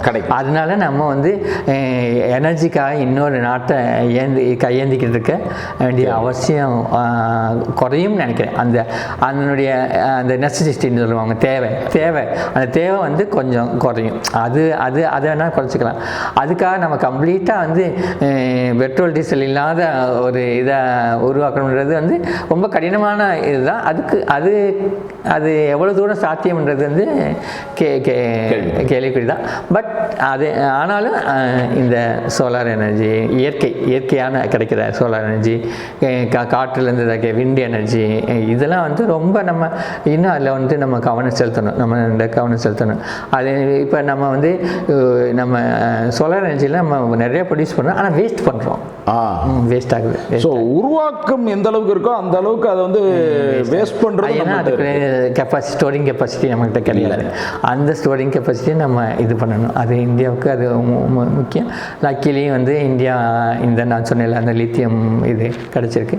அந்த டெக்னாலஜியை அவங்க இந்தியா டெவலப் பண்ணணும். இப்போ நம்ம இன்னும் கூட சொல்லப்போனால் இந்தியாவில் அதிகப்படியான வந்து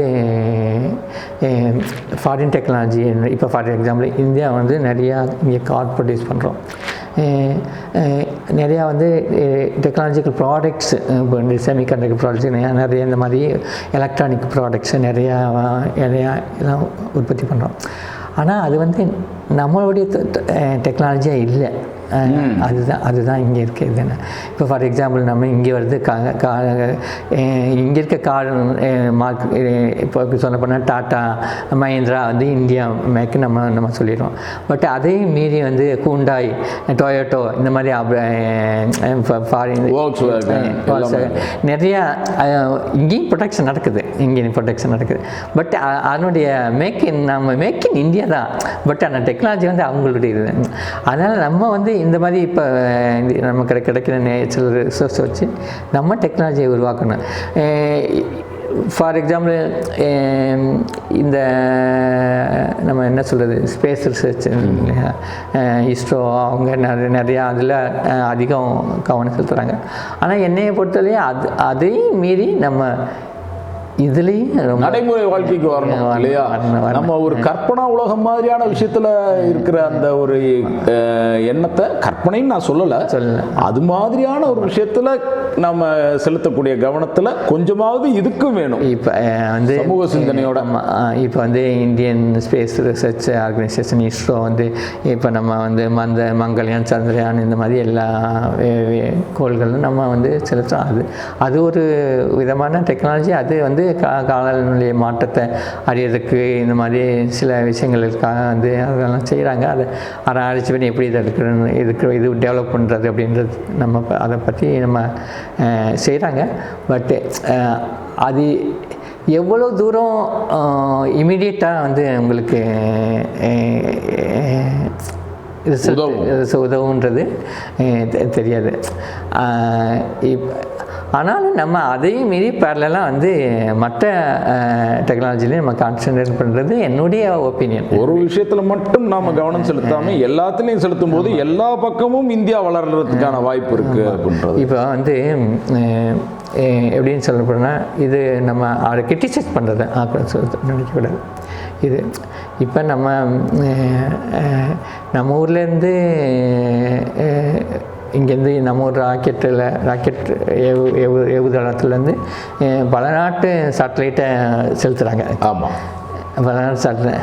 ஏன்னா இங்கே மேன் பவர் கம்மி, இங்கே அந்த ஃபேப்ரிக் இது ரொம்ப சீப்பு அப்படின்றதுனால இங்கே அந்த அவங்க சேட்டலைட்டை நம்ம சுமந்து நம்ம வெஹிக்கிள் சுமந்து ஏர்க்ராஃப்ட் வெஹிக்கிள்ஸ் அந்த ராக்கெட் சுமந்து போகுது, அங்கே போய் நிலம் எடுத்ததுன்னு நம்ம சொன்னாலுமே அவங்க ஏன் அதை பண்ணலை அப்படின்றது பதில்ல. அவங்க ஏன் அதை பண்ண மாட்டாங்க, நம்மக்கிட்ட கொடுத்து நம்ம என்னென்னா இங்கே வந்து இந்த ஃபேப்ரிகேஷன் டெக்னாலஜி கம்மி, இவங்க இதை பண்ணுறாங்க.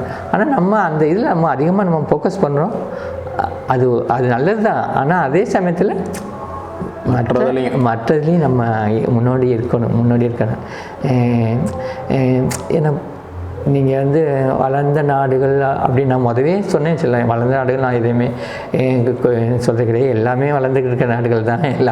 எல்லா நாட்டிலையும் பெரும்பாலான நாடுகள், சில நாடுகளில் யூரோப்பில் நல்ல நாடுகள்னு இருக்குது. அந்த நாடுகள் அதையும் சொல்லிடணும்ல, நம்ம அதையும் சொல்லிவிட்டது. இப்போ நார்வே, ஸ்வீடன் மாதிரி நாடுகள்லாம் வந்து ரொம்ப, ஏன்னா லண்டனில் போனான்னு இங்கே சொல்லுவாங்க, லண்டன் யூகே, லண்டனில் வேணால் பிச்சைக்காரன் தான் செய்கிறான், லண்டனில் வேணால் குப்பை கிடக்குது, லண்டனில் வேணால் குப்பை கிடக்குது. அதை நம்ம வந்து இந்த உலகத்தை ஆண்ட ஒரு ஆள் இது யூகே, யுனைடெட் கிங்டம் சொல்லலாம். அங்கேயும் வந்து பாசிட்டிவ் இருக்குது, நெகட்டிவ் இருக்குது. அங்கேயும் டர்ட்டி பிளேசஸ் இருக்க தான் செய்யுது. அந்த மாதிரி அதில் சில நாடுகள் கொஞ்சம் இதாக, ஆனால் எல்லாருமே இதில் இந்த ஸ்பேஸ் ரிசர்ச்சில் அவங்க எவ்வளோ இன்வெஸ்ட் பண்ணுறாங்களா, அவங்கள விட நம்ம அவ்வளோ பணம் அதிகமாக பண்ணுறோமோ நம்ம பண்ணுறோமோ அப்படின்றது எனக்கு ஒரு ஃபீலிங். அவங்களே ஒன்றும் பண்ணல, நம்ம எதுக்கு அதில் ரொம்ப பணத்தை போட்டு இது பண்ணுறதுன்றது என்னுடைய ஒரு தனிப்பட்ட கருத்து, என்னுடைய தனிப்பட்ட கருத்து. அதை விட்டுட்டு நம்ம இன்னும் மற்ற விஷயங்களில் கவனம் செலுத்தணும் அப்படின்றது என்னுடைய தாழ்மையான கருத்து. அது ஆமாம். இன்றைக்கி இருக்கக்கூடிய இந்த இளைஞர்கள் பார்த்திங்கன்னா எதுவுமே ஈஸியாக வேணும்னு நினைக்கக்கூடிய ஒரு மனோபாவத்தில் வந்துட்டுருக்காங்களோ, அப்படி எதுவும் ஈஸியாக கிடச்சிருமா? அப்போ அவங்க உழைத்து தன்னை நிலைநிறுத்திக்கிறதுக்கு எந்த அளவுக்கு தயாராக இருக்கிறாங்க அப்படின்ற உங்கள் பார்வையில் நீங்கள் என்ன நினைக்கிறீங்க? ஏன்னா நீங்கள் வந்து இப்போ இந்தியாவிலும் இருக்கிறீங்க, அப்பப்போ வந்துட்டு போகிறீங்க, இங்கேயும் பார்க்குறீங்க, கல்லூரிகளுக்கு போய் நீங்கள் வந்து உரையாற்றுறீங்க. அதே சமயத்தில் நீங்கள் இப்போ வேலை பார்த்து கொண்டிருக்கக்கூடிய லத்தீன் அமெரிக்கா மாதிரியான நாடுகள்லேயும் சரி, மற்ற உலக நாடுகளுக்கும் போகும்போதும் அங்கே இளைஞர்களுடைய மனோபாவம் எந்த மாதிரியாக இருக்குது? இளைஞர்கள்ட்ட மனோபாவம் மாறி இருக்கு, அது ஜென்ரலாக வேர்ல்டு வைடு, அது ஏற்றுக்கணும். ஆனால் நம்ம இந்திய இளைஞர்கள்ட்ட ரொம்ப மாறி இருக்கு அப்படின்னு தான் சொன்னோம். நம்ம சொல்லணும் எப்படின்னா, அது வந்து எல்லாமே எளிதில் ஈஸியாக கிடைக்கணும் எதிர்பார்க்குறாங்க, எல்லாமே ஈஸியாக கிடைக்கணும் எதிர்பார்க்க. என்னென்னா வந்து அவங்க வந்து ஒரு இப்போ நான் சமூக அறிவு அதிகமாக இருக்குன்னு நான் நம்ம எடுத்துக்கிறதா, இல்லை அவங்க ஒரு குறுகிய வட்டத்தில், இப்போ ஃபார் எக்ஸாம்பிள் பெரும்பாலான இளைஞர்கள் செல்ஃபோன்லேயே மூழ்கிடுறாங்க. சில வந்து அது என்ன சொல்கிறது, நம்ம ஈஸியாக கிடைக்குன்னு சொன்னால் அந்த உழைப்பு வந்து போராட்ட குணத்தை விட்டுறாங்க. அதான் எக்ஸாக்ட்லி. அது என்னென்னா அந்த போராட்டத்தை குணத்தை விட்டுறாங்க. என்னென்னா சின்ன தோல்விகளை தாங்கிக்க முடியும், சின்ன தோல்விகளை தாங்கிக்க முடியும். அந்த தோல்விகள் தான் நம்ம எப்போதுமே நம்ம சின்ன பிள்ளை படிக்கும்போது நம்மளுக்கு சொல்லியிருப்போம், தோல்விகள் தான் வெற்றிப்படிகள்னு சொல்லிட்டு நம்ம படிக்கிறோம்ல. ஆனால் அவங்களுக்கு எப்படி இப்போ இருக்க இல்லைன்னா பார்க்குற வரைக்கும் உடனே எல்லாமே கிடைக்கணும், அந்த படிப்படியாக முன்னேறதை விட அவங்க growth ஸ்டீப்பாக இருக்கணும்னு பார்க்குறாங்க. இவனுக்கு இன்னைக்கு இன்ஸ்டண்ட்டாக உணவு வந்த மாதிரி வெற்றியும் இன்ஸ்டண்ட்டாக வேணும்ன்ற அந்த ஒரு மனோபாவத்துக்குள்ள அப்படி தான். ஏன்னா வந்து அதுக்கு இந்த சமுதாயமும் ஒரு ரீசன் தானே. அதுக்கு இப்போ இருக்க அரசியல் சூழ்நிலை, இப்போ இருக்க வந்து திடீர்னு அது என்ன சொல்கிறது, அந்த சமூக சூழ்நிலை அப்படி இருக்கிறது தான். சமூக சூழ்நிலை அப்படி இருக்குது, அது கூட ஒரு ரீசன் தான். அவங்கள மட்டும் குறை சொல்ல முடியாது. அதை பார்த்துட்டு நீங்கள் திடீர் பணக்காரன் ஆகிறதோ. ஆனால் இந்த சூழலில் தானே இப்போ அவன் வர வேண்டியிருக்கு. அப்போ அவன் அதை மீறி வரணும் அப்படின்னா அதுக்கு என்ன பண்ணணும்? அதுக்கு தான் இதுக்குள்ளே தான் இருக்கிறான். சமூகமும் ஒரு காரணம். இந்த சமூகத்தில் ஆனால் அவன் வந்து தன்னை மீறி வர வேண்டிய ஒரு தேவை இருக்குது. அதுக்கு என்ன பண்ணணும்? அதுக்கு தான் நான் முதவே சொன்னேன், இந்த உலகம் வந்து நம்ம இப்போ ரொம்ப சின்னது. நீங்கள் ஆப்பர்ச்சுனிட்டி எங்கே கிடைக்குதோ அங்கே தேடி போயிடணும், எங்கே கிடைக்குதோ அங்கே தேடி போய். நீங்கள் இந்தியாவில் தான் வேலை கிடைக்கும், இந்தியாவில் தான் நான் இருப்பேன் அப்படின்னு நினைக்கிறதுலாம் வந்து இப்போ எங்கே வாய்ப்பு கிடைக்குதோ அங்கே வளர்ந்துவேன். யாது முறை அவரும் கேள்வி நம்ம ஃபஸ்ட்டு ஆரம்பித்த மாதிரி எல்லா ஊரும் நம்ம ஊரும் நினச்சி பறக்கணும்னா முதல்ல சிறக விரிக்கணும். நம்ம மனசு நம்ம சிந்தனையை விரிக்கணும். நம்ம போய் நம்ம எங்கே போனாலும் நம்ம சாதிச்சிடும் அப்படின்ற ஒரு எண்ணம் நம்மளுக்குள்ளே வரணும், தைரியமும் வரணும். ஏன்னா அவங்களுக்கு அந்த தைரியம் வந்து வருது இருக்குதுன்னு நான் ஃபீல் பண்ணேன். அதே சமயத்தில் அவங்க வந்து என்ன நினைக்கிறாங்க, ஒரு விதத்தில் அந்த அவங்க சின்ன தோல்வியில் தாங்கிக்க மாட்டாங்கன்னு சொல்கிறேன் இல்லையா, அதில் வந்து அவங்க அந்த ஃபெடப் ஆகிடுறாங்க. டவுக்குன்னு இது கம்ஃபர்ட் ஜோன்லேயே வாழ்ந்து பழகிறனால கூட இருக்கலாம், அது கூட இருக்கலாம். ஆனால் வந்து இப்போ இருக்க இந்தியா சூழ்நிலை காம்படிட்டிவ் வேர்ல்டு, ரொம்ப எல்லாத்தையுமே போட்டி இருக்குது. இடத்துக்கு பல ஆயிரம் பேர் போட்டியிடுற சூழ்நிலை இருக்குது. ஸோ நம்மளுக்கு எங்கே வாய்ப்பு நம்மளுக்கு கிடைக்குதோ அந்த இடத்த நம்ம தேடி போயிடு, நம்ம அந்த ஆப்பர்ச்சுனிட்டி நம்ம யூஸ் பண்ணிக்கணும். அதுதான் புத்திசாலித்தனம். நமக்கான ஆப்பர்ச்சுனிட்டி நம்ம தேடி வரும், நம்ம எதிர்பார்க்க முடியாது. எப்போதுமே வந்து நான் இப்போ என்னுடைய தனிப்பட்ட கருத்து என்னென்னா, வாழ்க்கை நம்ம பின்னாடி வரணும். நம்ம வாழ்க்கைக்கு முன்னாடி வாழ்க்கை முன்னாடி ஓட்ட விட்டு அதுக்கு பின்னாடி நம்ம ஓடக்கூடாது. அதுதான் என்னுடைய இது என்னென்னா, நம்ம தான் வாழ்க்கையை லீட் பண்ணி நம்ம தான் டிசிஷன் எடுத்து அதை பின்னாடி நம்ம கொண்டு வரணும். நம்ம அதை முன்னாடி விட்டுட்டு நம்ம அதை வாழ்க்கை பின்னாடி நம்ம போனோம்னா அதோட போக்கில் போகிறது என்பது அது வந்து அவ்வளவு சிறப்பாக இருக்காதுன்னு என்னுடைய கருத்து. ஏன்னு கேட்டிங்கன்னா, உன்னுடைய இதை நீ தானே டிசைட் பண்ணும். என்னுடைய இதை வாழ்க்கையை நான் தான் டிசைட் பண்ணும்.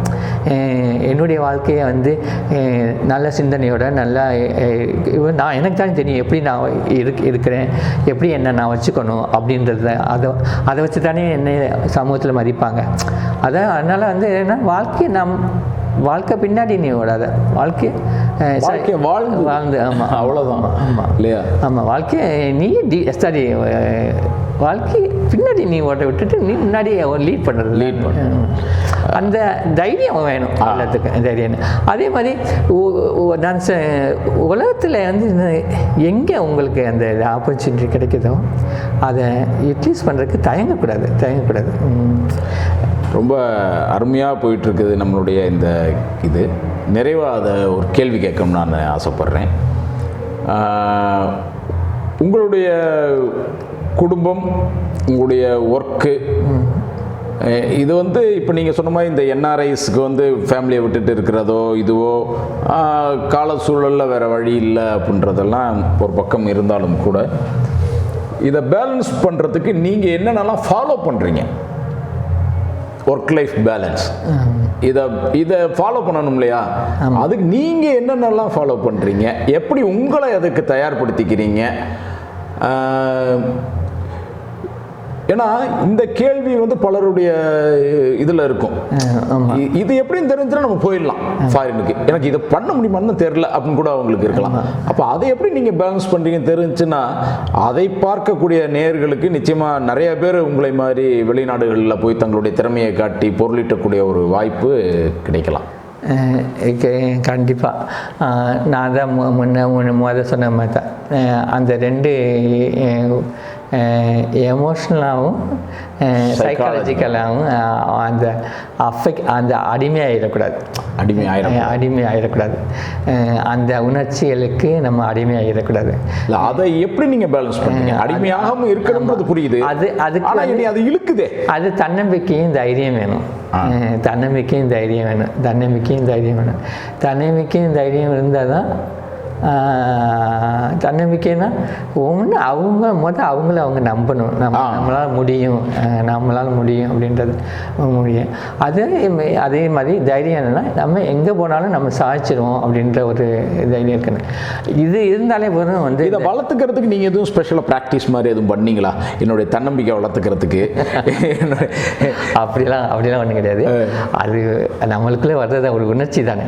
உணர்ச்சி இப்போ நம்ம வந்து சில விஷயங்களில் நம்ம இப்போ உணர்ச்சிகளை வந்து கட்டுப்படுத்துறது ஒவ்வொருத்தருக்கும் ஒவ்வொரு விதமாக இருக்கும், ஒரு விதமான வழிமுறைகள்லாம் இருக்கும். அதே மாதிரி மனநிலையும் கட்டுப்படுத்துறதுக்கு ஒரு கன்சர்வேட்டிவாக திங்க் பண்ணணும்.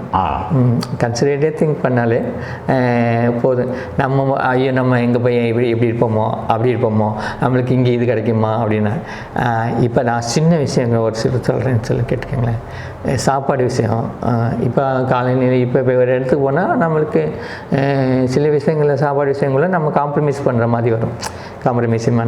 அதை நம்ம அட்ஜஸ்ட் பண்ணிக்கணும். அங்கேயும் போய் தயிர் சோறு தான் வேணும்னு எதிர்பார்க்க முடியாது. அங்கேயும் தயிர் சோறு ஊறுகாய் வேணும் அப்படின்னு எதிர்பார்க்க முடியாது. அதனால தான் முதலே சொன்னேன், ரோமுக்கு போனால் ரோமனாக இருக்கணுன்ற மாதிரி கதை. அந்த கலாச்சாரம் அதுக்காக இருக்குன்னு கிடையாது. இப்போ வந்து எல்லாமே எல்லா இடத்துலையும் கிடைக்கிது, எல்லா இடத்துலையும் கிடைக்கிது. அவங்க செல்ஃப் கான்ஃபிடென்ட்டை வளர்த்துக்கணும். அதே மாதிரி சின்ன சின்ன விஷயங்கள், இந்த குக்கிங் இந்த மாதிரிலாம் கற்றுக்கிட்டா அவங்களுக்கு தேவையானதை அவங்க பண்ணிக்கலாம். ஏன்னா இப்போ சில பிள்ளைங்களாம் இருக்குங்க, அது பசங்களும் இருக்காங்க, குழந்தைங்களும் இது அதாவது பெண் குழந்தைகள் இருக்குது, இப்போ ஆண் குழந்தைகள் இருக்காங்க. யங்ஸ்டர்ஸ்லேயே சொல்கிறாங்க, அவங்களுக்கு அந்த தனக்குரிய தானே செஞ்சுக்கிற ஒரு இது கிடையாது. அந்த இது சில பெரும்பாலான பேருக்கு வர மாட்டேங்குது. நம்ம போய் நம்ம என்ன சாப்பிடணும், ஐயோ நம்ம போய் குக் பண்ணி சாப்பிடணுமா அப்படின்னு பயப்படுறாங்க.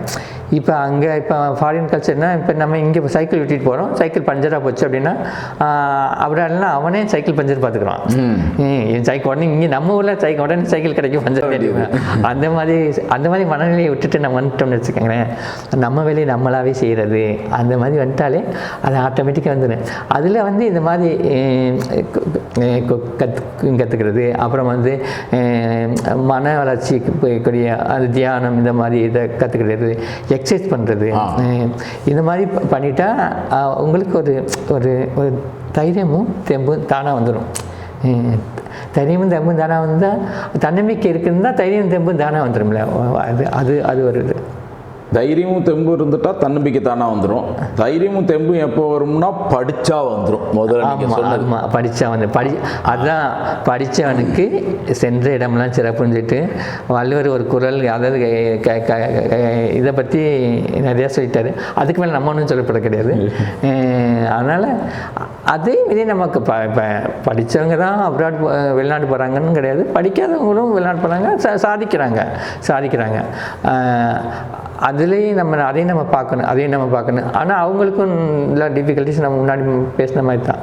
அவங்க அந்த எமோஷனல் சைக்காலஜிக்கல் அதை பேலன்ஸ் பண்ணி அவங்க அதை நிலைநிறுத்திக்கிட்டு, அதுக்கு முன்னே நம்ம வந்து எதுக்காக வந்திருக்கோம், நம்ம எய்ம் என்ன, எதுக்காக வந்திருக்கோம் நம்ம அப்படின்றத வந்து அவங்க புரிஞ்சுக்கிட்டாங்கன்னா அதுவே போதும். ஏன்னா இப்போ அந்த கலாச்சாரம் அப்படின்லாம் நம்ம பேசும்போது அவங்க சடனாக ஒரு வெஸ்டர்ன் கல்ச்சருக்குள்ளே என்ட்ரு ஆகும்போது, இல்லை இந்த லத்தீன் அமெரிக்கா அப்படிங்கும்போது அந்த ஒரு கல்ச்சருக்குள்ளே என்ட்ரு ஆகும்போது இங்கே ஒரு கட்டுப்பட்டித்தனமாக, நான் சொல்கிற வார்த்தைகள் ஒருவேளை தவறாக கூட இருக்கலாம், ரொம்பவே இதுவாக இருந்துட்டு அங்கே போய் சுதந்திரம்னா என்னன்றது அவங்க புரிந்து கொள்வதற்கே கூட ஒரு ஒரு தடுமாற்றம் வரலாமா? சுதந்திரம்னா நீங்கள் எதை வச்சு சொல்கிறீங்க சுதந்திரம்னு? இல்லை, இங்கே வந்து அவனை அடக்கி வச்சுட்டு அங்கே போன உடனே எல்லாமே லிபரலாக இருக்கக்கூடிய ஒரு நாட்டுக்குள்ளே போகும்போது அவன் தனியாக வந்துட்டோம் அப்படின்னு ஃபீல் பண்ணுறது. அதில் அது கட்டுப்பாடு வேணும். அதுக்கு ஃபஸ்ட்டு சுய கட்டுப்பாடு வேணும். இப்போ வந்து ஒவ்வொரு நாட்டிலையும் ஒவ்வொரு கல்ச்சர். அதை நான் முன்னாடி சொன்னேன், ஏசியன் கல்ச்சர் ஒன்று இருக்குது. நான் என்னை பொறுத்தவரையும் நான் அப்சர்வ் பண்ண பொழுது ஏசியன் கல்ச்சர் வந்து எல்லா நாட்டிலையும் மதிக்கப்பட்ட கல்ச்சர் தான். ஸ்பெஷலாக வந்து Chinese Indian culture, Indian culture, Chinese culture Indian கல்ச்சரும் ஒரு சேமாக ஒரு ஆல்மோஸ்ட் சிமிலராக தான் இருக்கும். ஒரு ஃபேமிலி ஓரியன்டாக தான் இருக்கும், ரொம்ப ஃபேமிலி ஓரியன்டாக இருக்கும். நம்ம இந்தியன்ஸ்னால் நம்ம அந்த இந்தியன் ரீஜனே எடுத்துக்கலாம். நம்ம இந்தியா, பங்களாதேஷ், ஸ்ரீலங்கா, பாகிஸ்தான், இந்த மாதிரி நாடுகளை சேர்த்தே நம்ம எடுத்துக்கலாம். அது ஒரே மாதிரியான கல்ச்சர் தான். இந்த மாதிரி கல்ச்சர் அது அந்த சைனீஸ் கல்ச்சர் என்னன்னா உங்களுக்கு அந்த ஃபேமிலி ஓரியன்ட், அந்த சேவிங்ஸு இந்த மாதிரி இருக்கும். அது இவங்க வந்து யூரோப்பியன் கல்ச்சருக்கு வேறு அந்த நான் இப்போ இருக்கிற லத்தீன் அமெரிக்கன் கல்ச்சருக்கு அப்படின்னு போகும்போது அவங்களுக்கு டிஃப்ரெண்ட்டாக தான் தெரியும். அதை நம்ம அந்த கல்ச்சரை நம்ம ஃபுல்லாக நம்ம அடாப்ட் பண்ண அவசியம் கிடையாது. அதை ஃபுல்லாக அவாய்ட் பண்ணும்போது நம்ம சிலியன் ஆயிரும். அதாவது அது ரோமனாக மாறினா ஃபுல்லி ரோமனாக மாறினதில்லை. அதை தேவையான மட்டும் நல்லதை மட்டும் எடுத்துக்கிட்டு தேவையானதை விட இப்போ நீங்கள் சொன்ன வார்த்தை ரொம்ப கரெக்ட். நல்லதை மட்டும் எடுத்துக்கிறோம். அது ஃபுல்லாக நம்ம எடுத்துக்கிட்டா நம்ம அது வந்து நமக்கு நல்லதுன்னு கெட்டதுன்னு சொல்ல முடியாது. அது நமக்கு சிக்கலை தான் உண்டு சிக்கலை. அதனால நமக்கு எது நல்லது படுதோ அப்படின்னு. இப்போ சிலருக்கு வந்து அங்கே கல்ச்சர் டிஃப்ரெண்ட்டு, அங்கே சிலருக்கு ஃபுட்டு ஒத்துக்காது அப்படின்னா அங்கே வெஜிடேரியன் கிடைக்குதுல்ல, இப்போ அங்கே வேகன்ஸ் இருக்காங்க இல்லை, இப்போ எல்லா நாட்டிலையும் அந்த மாதிரி இருக்காங்க, வேகன்ஸ் இருக்காங்க. அவங்களாம் பாலே பால் கூட சாப்பிடாத மக்களும் அங்கேயே இருக்காங்க. அதே மாதிரி எல்லாம் சாப்பிட்றவங்களும் இருக்காங்க. ஸோ இப்போ வந்து குளோபலைசேஷன் ஆயிடுச்சு. எனக்கு எது தேவை, எனக்கு எது நல்லது செய்யுமோ அதை மட்டும் எடுத்துக்கலாம். அந்த குளோபலைசேஷனில் எல்லாருக்கும் எல்லாமும் எல்லா இடத்துலையும் கிடைக்கிது. அதுதான் கரெக்ட். அதுதான் குளோபலைசேஷன்னா எல்லாருக்கும் எல்லாமும் எல்லா இடத்துலையும் கிடைக்கிது. அதை அவங்கவுங்க தேவைக்கு அவங்க செலக்ட் பண்ணி எடுத்துக்கிட்டு அவங்க இருக்கலாம். அதான் இப்போ ஏன்னா இந்த குளோபலைசேஷன்றதை நம்ம இப்போ பேசுகிறோம். குளோபலைசேஷன் இப்போ எஜுகேஷனில் குளோபலைசேஷன் பேசுகிறாங்க, கல்ச்சரில் குளோபலைசேஷன் பேசுகிறாங்க. ஆனால் வந்து நம்ம முன்னோர்கள் சொன்ன மாதிரி தான், கல்யாணம் பொங்கன்னு சொன்ன மாதிரி தான், யாதும் ஊரே யாவரும் கேள்வின்னு அவர் குளோபலைசேஷனை அன்னைக்கே சொல்லிட்டார். ஸோ என்றைக்கோ சொன்ன ஒரு வார்த்தை, அதை வந்து நான் போகிற இடம்லாம் நான் சொல்லுவேன், இதெல்லாம் சொல்லுவேன். இவ்வளோ ஒரே ஒரு வரியில் வந்து சொல்லிட்டாங்க.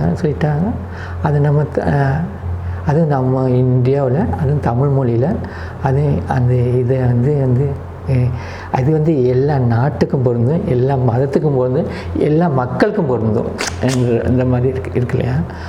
அதுக்கு அதை நமக்கு எப்பயும் நமக்கு தெரிஞ்சிருக்கு.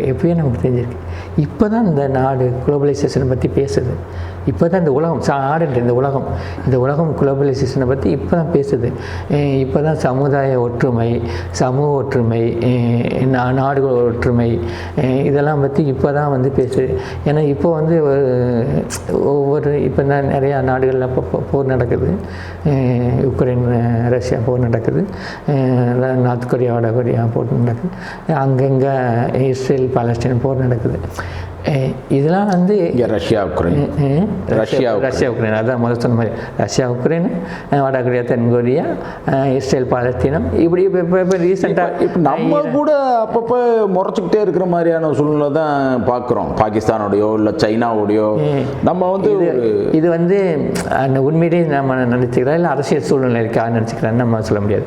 பட் எல்லாமே வந்து நம்ம தவிர்க்கப்பட வேண்டியது தான், எல்லாம் தவிர்க்கப்படணும்.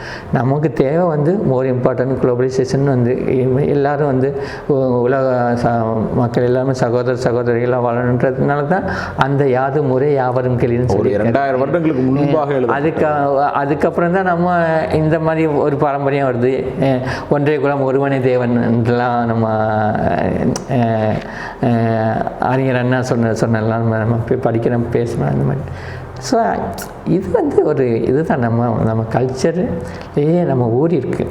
நம்ம அதனால தான் நமக்கு இன்னும் சொல்லப்போனால் நம்ம தமிழர்கள் வந்து உலகம் பூரா நல்ல பேர் எடுக்கிறாங்க அப்படின்றதுக்கு ஒரு எக்ஸாம்பிள் கூட இருக்கலாம். இது கூட ஏன்னா உலக மொழிகள் 5 மொழிகள், இது பழமையான மொழிகளில் தமிழும் ஒன்று நமக்கு தெரியும். தமிழ் தான் ஒன்றுன்றதையும் தாண்டி அதுதான் முதன்மையானது மொழின்னு சொல்கிறாங்க. அதனால அது நம்ம அதை பெருமைப்பட்டுக்க வேண்டியதான், அதனால் குளோபலைசேஷன் எப்பயும் நம்ம முன்னோர்கள் பேசிட்டாங்க. அதை நம்ம அதை யூட்டிலைஸ் பண்ணிக்கணும். ரொம்ப அருமையாக உங்களுடைய பிஸி ஷெட்யூலுக்கு நடுவில் எங்களுக்கும் நேரம் கொடுத்தீங்க. எங்களுடைய ட்ரெண்டிங் சிவகங்கை ஆளுமைகளை அறிவோம் நிகழ்ச்சிக்கு உங்களை வந்து நாங்கள் கேட்ட உடனே ஒப்புக்கொண்டீங்க. அதற்கு எங்களுடைய மனமார்ந்த நன்றிகள். இன்றைக்கி நீங்கள் பகிர்ந்திருக்கிற பல விடயங்கள் இன்றைக்கி இளைஞர்களுக்கு, இதை பார்க்கக்கூடிய வாசகர்களுக்கு நிச்சயமாக ரொம்ப நேயர்களுக்கு ரொம்பவே உபயோகமான ஒன்றாக இருக்கும். நன்றிகளும் வாழ்த்துக்களும். நீங்கள் உங்களுடைய மனதில் வந்து இன்னும் அடுத்தடுத்த நிலை என்னெல்லாம் நினச்சிருக்கீங்களோ அதையெல்லாம் அடைந்து ஒரு சிறந்த இந்திய பிரஜை அங்கே வந்து சாதிச்சிட்டு இருக்கிறாரு அப்படின்ற ஒரு பெயரை இந்த உலகம் முழுமையும் கேட்கணும் அப்படின்றது எங்களுடைய ஆசையாக, ட்ரெண்டிங் சிவகங்கை நேயர்களுடைய ஆசையாக வைத்து விடைபெறுகிறோம். நன்றி, வணக்கம். ரொம்ப நன்றி இந்த வாய்ப்புக்கு. ட்ரெண்டிங் சிவகங்கை யூடியூப் சேனலுக்கும் நண்பர் சிவா அவர்களுக்கும் நண்பர் ஒளிப்பதிவாளர் ஹரி அவர்களுக்கும் ரொம்ப நன்றி, ரொம்ப நன்றி. தேங்க்யூ. மீண்டும் அடுத்த ஆளுமைகள் அறிவோம் நிகழ்ச்சியில் உங்களை மீண்டும் சந்திக்கும் வரை விடைபெறுவது குமார்.